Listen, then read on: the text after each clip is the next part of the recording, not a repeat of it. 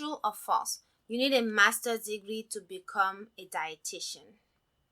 Answer will be at the end of the episode. And again, check out more real estate podcasts if you haven't. Okay? You'll enjoy it. Hey y'all, I hope you're well. Welcome to another episode of Healthcare Boulevard. This is a podcast where we shine more light on healthcare, and our goal here is to provide more options to people looking to choose healthcare as a career path, regardless of their background. My name is Sena Kakpomo, and I am your host and creator here. I thank you for tuning in.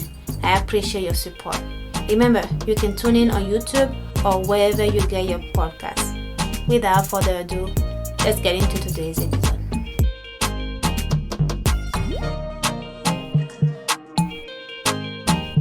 Audience, welcome back. How you're doing? We are here on a beautiful Sunday. I'm here with Erika, who is a holistic nutritionist. She's a whole lot of things.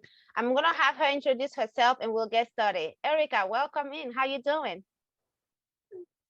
Very well. Thank you so much for having me. I really appreciate it. Of course, you're very welcome. Now, tell us a little bit more about yourself. Absolutely. I'm a mom and I'm a stepmom. I am a former Spanish teacher.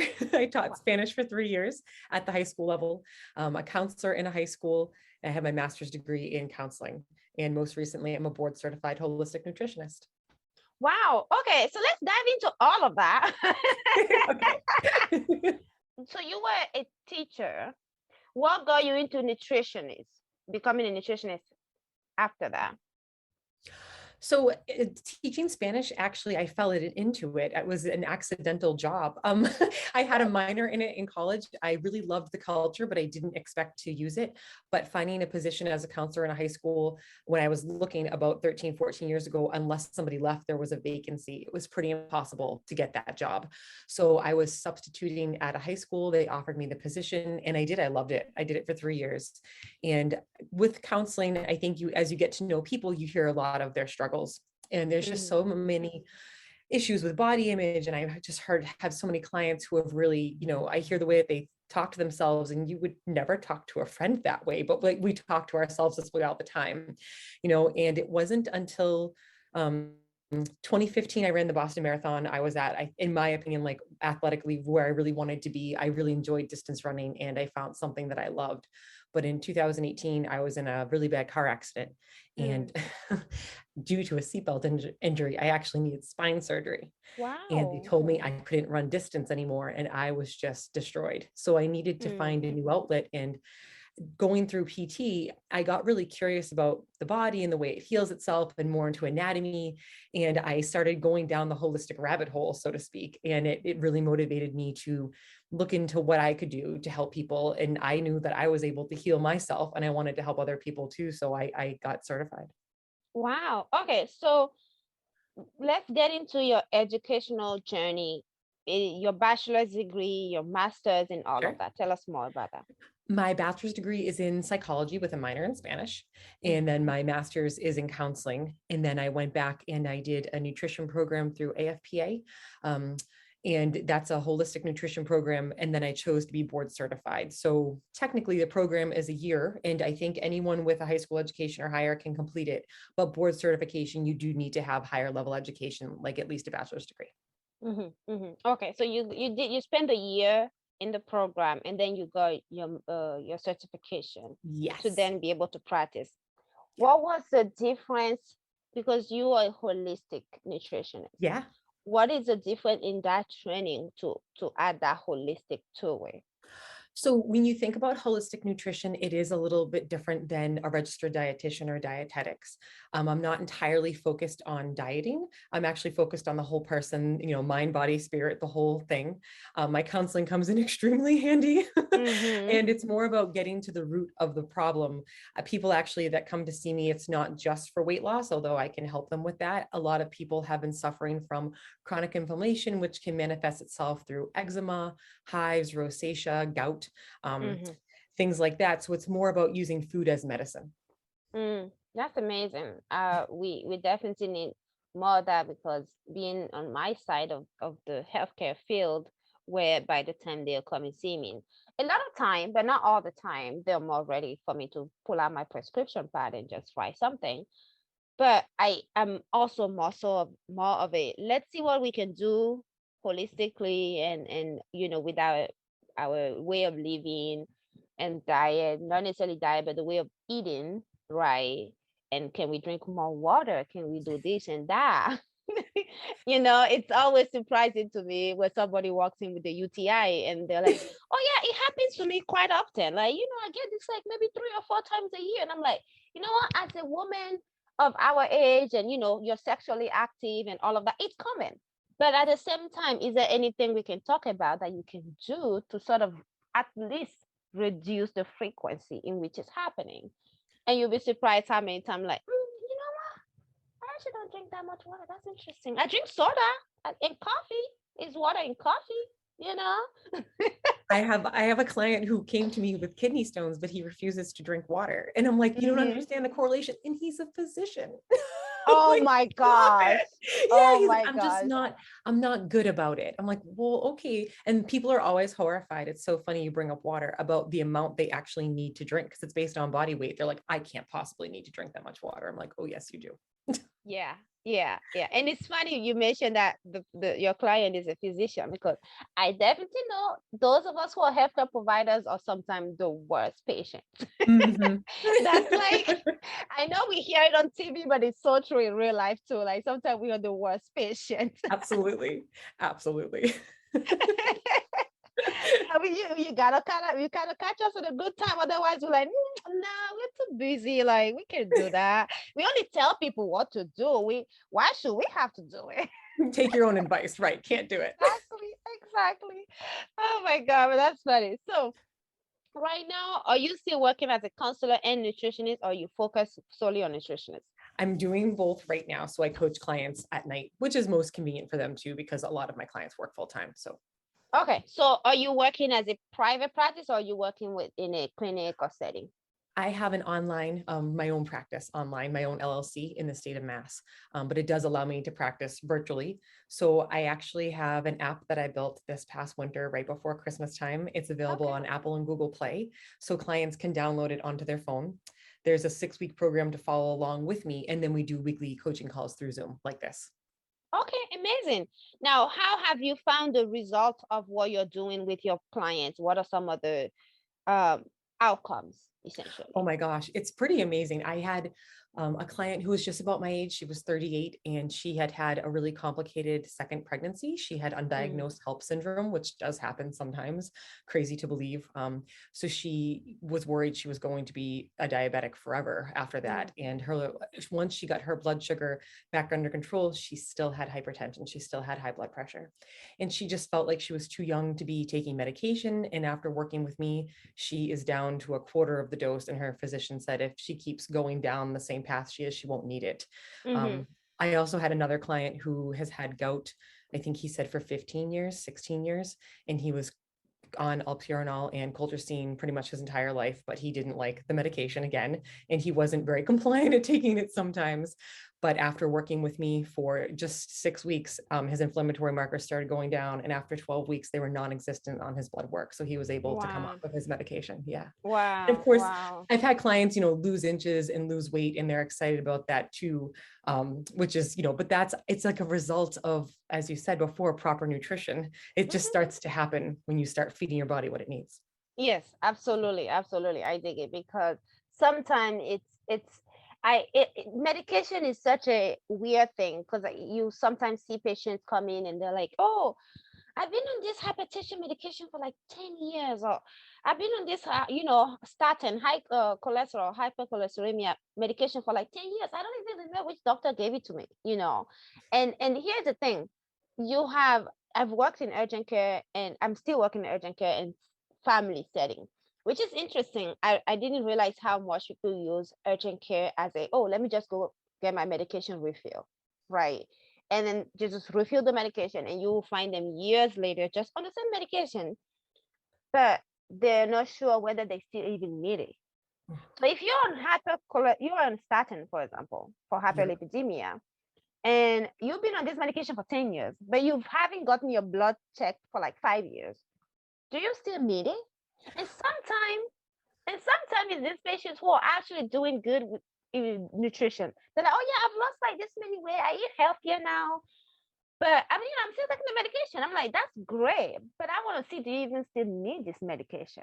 You And know? it's so great to hear that, because with some of the medications, especially, any of the one for high blood pressure, if they're the type that really kind of, rid your system of like a potassium or electrolyte, you can become imbalanced. If you've really corrected the problem. It's funny you said that. My dad was kind of one of my inspirations for always trying to eat well, because he had his first heart attack when I was only 3 years old. He was 30. His dad had a bad beta rhythm, and they didn't know in the 1950s what that was. He had a heart attack, and they were just told. My dad went on to have 2 more massive heart attacks, and he's 67 years old right now, and he's doing great, and he eats well, and he walks every day, and he's a big believer in, trying to reduce the medication and do what you need to do to be healthy. Yeah, absolutely. Absolutely. And I say so many times, like, medications are great when you need them. Yes. It's not something, I don't ever want to prescribe a medication and be like, all right, you'll be on it for a lifetime. Right. You can be, but you don't have to be, Right. So I'm very glad that that's out there, and more and more people are realizing that. And I am seeing more of my patients who are, oh, you know what? Is that something I can do before I get on the medication? And they're actually doing it. That's They awesome. come back, they're like, I'm walking, this many hours a day now, and I'm moving more. And I'm just like, oh my gosh, I feel like I'm a mom. I'm so proud of you right now. That's awesome, though. I get so happy and proud to hear those patients doing what they can to, Absolutely. help their situation. Tell us then, what are some challenges you faced? Oh my goodness. So I think part of it is almost like deprogramming people. For some reason, they were really stuck in a diet mindset. And it's probably because of negative past experiences they've had with people, or, like I said, different things growing up, but they're always worried about counting calories or counting macros. So it's kind of having that talk where if you're shifting more towards a whole foods diet, you don't need to worry about that. It's really processed food in that revolution that the especially the United States went through, where the calorie counting mindset came in. And I think sometimes people I don't think they do it on purpose, but they're either forgetful or they don't realize it's important to tell me, oh, by the way, I'm taking this supplement, which can really affect a lot of things. They're kind of doing some stuff they got off Amazon or, an Instagram ad, and they kind of forget to mention that. And it does take a long time, I think, when you are working with clients and, with patients, for them to trust you. So they are too embarrassed to tell me about their eating habits and what's really happening. That they're, maybe they're casually eating M&Ms at work all day, and they don't, write, not that I make people write everything down, but I like to get an idea, at least of one day, an inventory of what an average day looks like. And they're worried about judgment, I think, and they have to understand, it's coming to you. It's a safe place. It's a judgment-free zone, and I want to help them. So the more I know, the more I'm actually able to help. Right. And that's totally true. There's this conception that if it wasn't prescribed by a doctor, then you don't have to put in your medication list. Yeah. Yeah. And some of the stuff is kind of wild. I'm like, oh, there can be a lot of bad side effects. Yeah. Yeah. There's definitely that conception. Now tell us, what is your work-life balance like? The type of work that I do, it is in every part of my life, really. So it's not too hard to find a balance, because if you're focusing on making a really good recipe that you want to share with clients, or I share with my social media following, I'm going to try it with my family too. So I kind of integrate that, and I've tried to be better about mindfulness and meditation, and even teaching our kids about it, which I think is important. My husband's a big believer in it too. So it's kind of my work is throughout my life, I guess. Yeah, that's amazing. Now, how are your kids with eating and things like that? So I have my 2 stepchildren are a little bit older. They're in their 20s, and they're funny. They're like, we want to do better, and sometimes I won't tell them like what it is, or that it's vegan, and they eat it and they really like it. And I'm like, see, like, you don't have to think it's going to be like gross food. And my son, I'm pretty lucky because he's just not quite 9 yet. So he'll kind of eat anything right now. He's in a stage where he's always eaten what I've eaten, though. I've never been the type to be like, oh, we're going to make 2 dinners. So it's like, this is what's right. Yeah. And when you start them early, then there's less pickiness, right? They don't have too many other variety of options to pick from. They're just eating healthy since they could eat. Absolutely. But if he wants ice cream some night, he's a kid, like, yeah, absolutely. Yeah. Right. Absolutely. Yeah. Balance. Instead of, but no, like eating chicken nuggets like 5 days a week. Correct. And not ice cream for dinner. Like you have to have food in your belly first. Yeah. That's funny. That's one of my jokes with my husband. And I'm like, you know what? Definitely the kids are not gonna have ice cream for dinner or breakfast. He's like, and he's kidding, but he's like, why not? They're kids. Let them have it. I'm like, you're tripping. You are tripping. He always want to be like, you know what? You're too strict. I'm like, I'm not. I'm not. And we don't even have kids yet. That's the funny thing. You're like, we're disagreeing about our fictional children. You don't understand. Exactly. That's the funny. Now, what do you do for fun? I really love to write. I actually write for Elephant Journal and online publications. Sometimes I do a lot of short stories. I love working out. I'm lucky that that's something that's an outlet for me. And my husband and I are both journalists for a music magazine. So we volunteer, we take pictures so we can cover some of the concerts and stuff. I started learning the camera. I was originally just the writer, but he started teaching the camera during COVID and I really, really like it. So. Oh, that's amazing. No, what are some of the stuff you write about? Everything I've written for Elephant Journal is definitely my own life experience or, my interaction with other people. So I'm not very good. I can definitely write factual things too, of course, but it tends to be things that are really emotional for me. And it's like a lot of writers have said it, and it's the funniest thing. When I need to write, and it doesn't take me long, but if I try to force it, I can't. It has to kind of come naturally. You gotta let it come to you. That's fair. And what are some growth and leadership opportunities in your field, whether for counseling or nutrition? Yeah, absolutely. I'm really loving that we're finally acknowledging, like scientifically, that there's a connection between your brain and your gut. So I think there's going to be a lot more psychology coming into nutrition in the way that your neurological system really communicates. So it'd be kind of cool to go down that road. I think eventually. I do love, learning more and even continuing my education. So for me, it's kind of natural to want to dive into things that I think are interesting or up and coming. And what do you do to keep your education and knowledge up to date? The American Naturopathic Association is where I'm board certified. So they have a lot of different continuing education opportunities online. I'm actually doing one right now on plant-based sports nutrition, which is really fascinating because athletes, obviously require a little bit something different than most people, but there's a lot with autoimmune disease that I'm fascinated about too. Because I had struggled with chronic hives for so long. They were testing me for lupus. They had no idea what was going on. And it turned out it was most likely dietary. And when a gut imbalance, that was really doing it, which is crazy. So yeah, love learning about that. That's amazing. That's amazing. And any future goals or aspirations professionally or personally?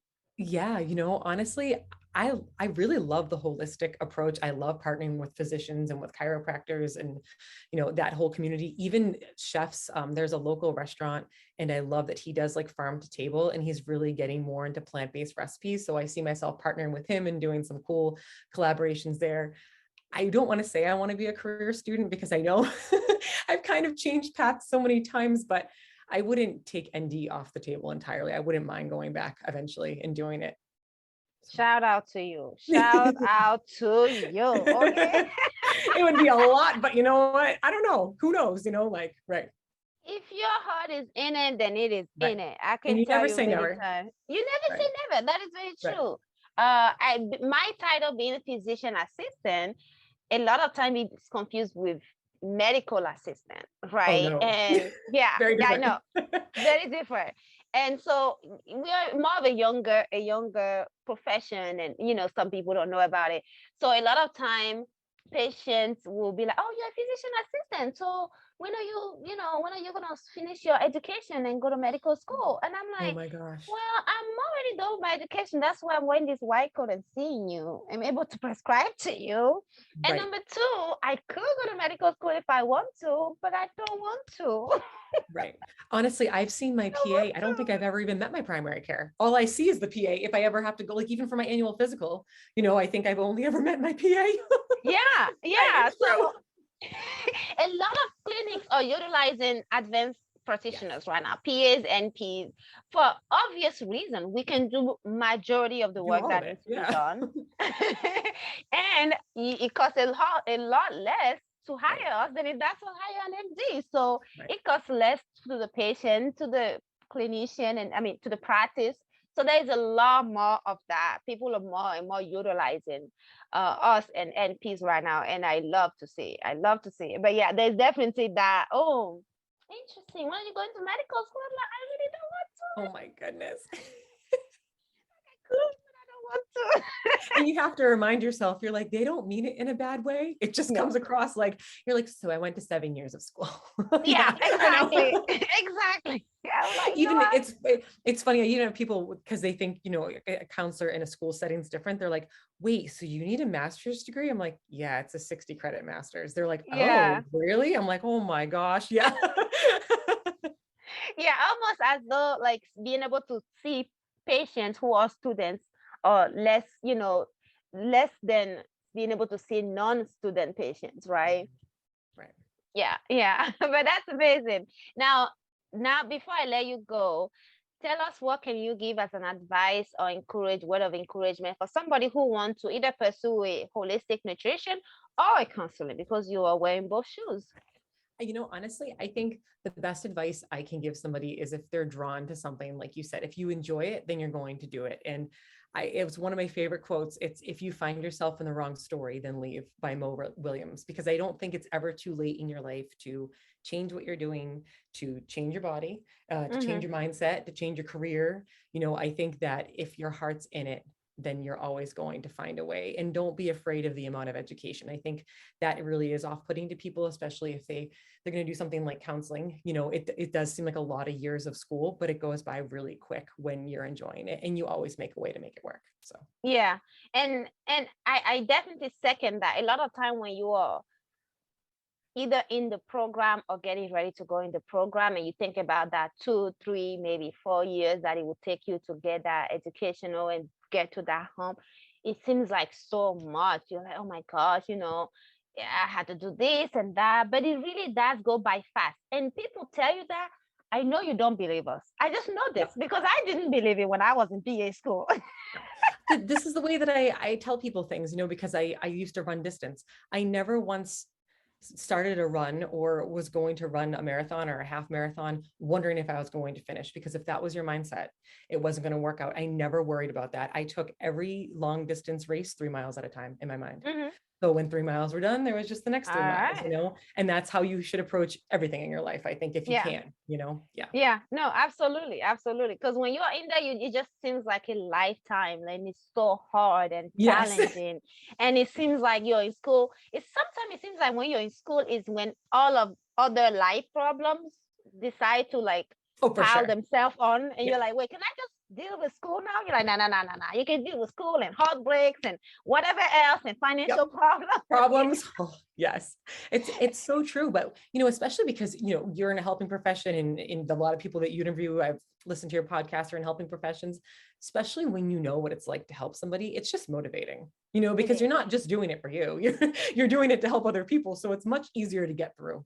It really is. It really is. And when you are done and you see you are able to do what you wanted to do, it feels amazing. And those years that you look back and you're like, hey, it's really not that bad. Right. It's true. You forget about them.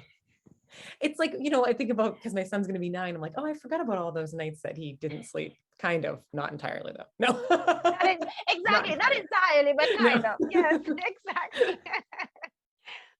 Thank you so much, Erika. I appreciate you joining us. We had so much fun and shed some light onto holistic nutrition.